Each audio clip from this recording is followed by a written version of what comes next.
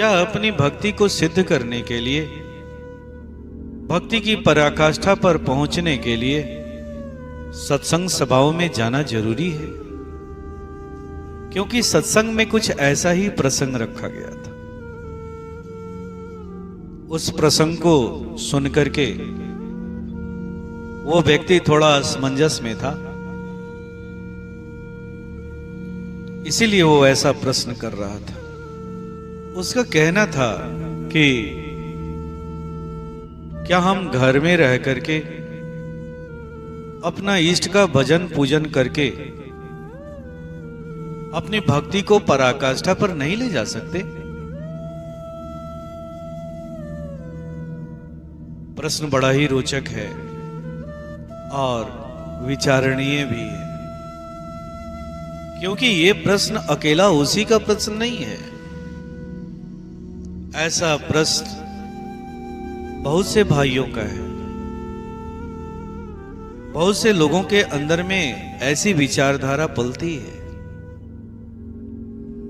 तो आइए आज हम थोड़ा सा इस पर विचार करते हैं।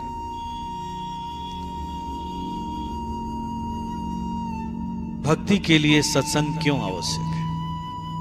क्यों पूज्य गुरुदेव ने इस सत्संग की स्थापना की? इस सत्संग की स्थापना के पीछे उनका लक्ष्य क्या था? आपने अपने घरों में माताओं को, बहनों को खाना बनाते हुए देखा होगा। मैं उस जगह की बात कर रहा हूं जहां लकड़ी के चूल्हे पर खाना बना करता था,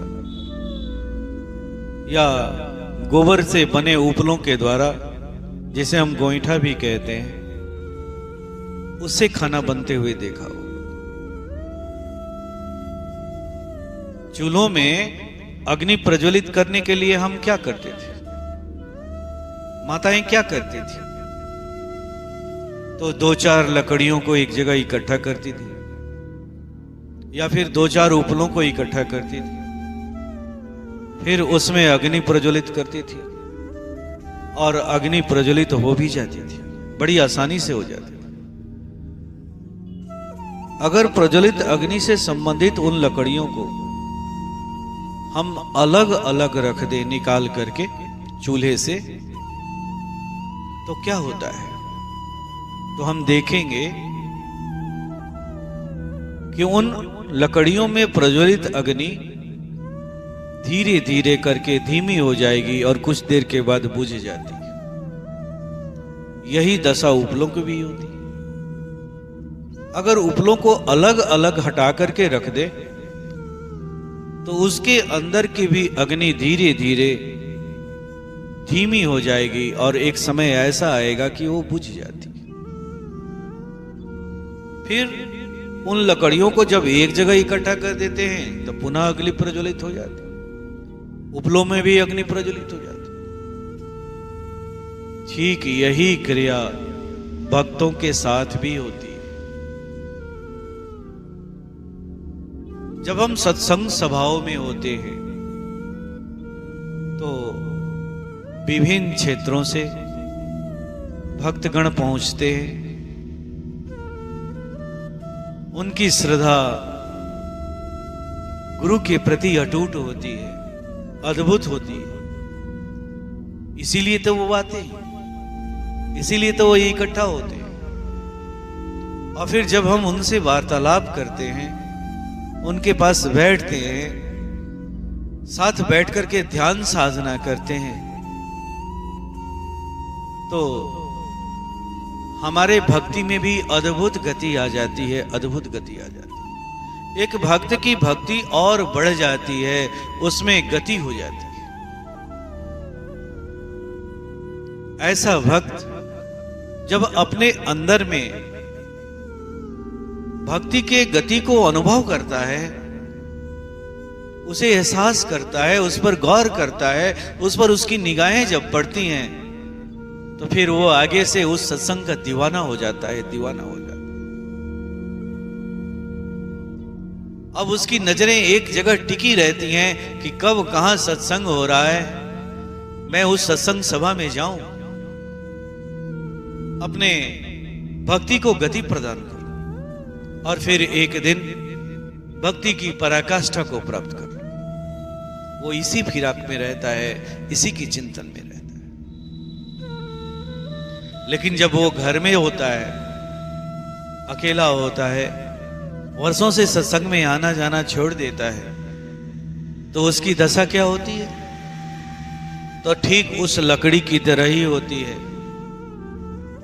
जिस लकड़ी को भिन्न भिन्न लकड़ियों से अलग हटा देते हैं तो उसके अंदर की जो अग्नि है धीरे धीरे कम होने लगती है और एक दिन बुझ जाती है। यही क्रिया होती है। हाँ, यहां पर वही भक्त अपने अंदर की भक्ति को, भक्ति रूपी अग्नि को बचाए रखने में सक्षम हो पाते हैं जिनकी भक्ति परिपक्व हो गई। अगर भक्ति परिपक्व नहीं हो पाई है तो ऐसे भक्तों की भक्ति अक्सर धीरे धीरे मिट जाती है, समाप्त हो जाती है। इसीलिए गुरु बार बार कहते हैं कि तुम्हें सत्संग सभाओं में जाना होगा। सत्संग सभाओं में जब जाओगे तो भिन्न भिन्न प्रकार के भक्तों से भेंट होगी। उनकी श्रद्धा का पुंज तुम्हारे भक्ति के पुंज को और बढ़ा देगा। उसकी संगति तुम्हारे अंदर में एक नई भक्ति की ऊर्जा पैदा करेगी, नई ऊर्जा पैदा करेगी, और तुम ऊर्जित होकर के यहां से लौटोगे, पाकर के धन्य हो जाओगे। इसीलिए गुरु बार बार इस बात को चेताता है। इसी के लिए तो वो सत्संग की स्थापना भी करता है। जिस सत्संग सभा में एक ही गुरु के 100 भक्त इकट्ठा होते हैं, 200 भक्त इकट्ठा होते हैं, 1000 भक्त इकट्ठा होते हैं, 10,000 भक्त इकट्ठा होते हैं, वहां पर अगर आपके भक्ति को गति नहीं मिलेगी तो फिर कहां मिलेगी? कहां मिलेगी? ऐसे जगहों पर तो बिना प्रयास के ही भक्ति में 4 चांद लग जाता है,